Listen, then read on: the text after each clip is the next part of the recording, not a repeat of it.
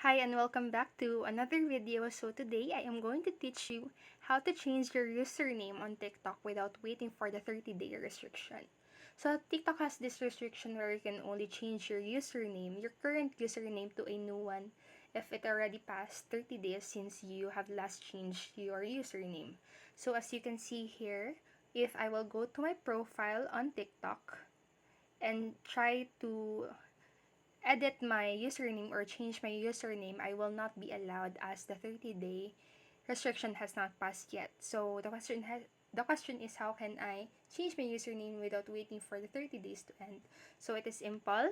So you can go to your settings and then go to your date and time in the settings. And then if the set automatically is turned on, you can turn it off.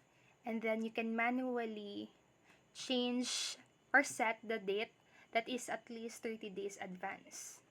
So we can do that. So I will set mine on July 21 rather, 2023.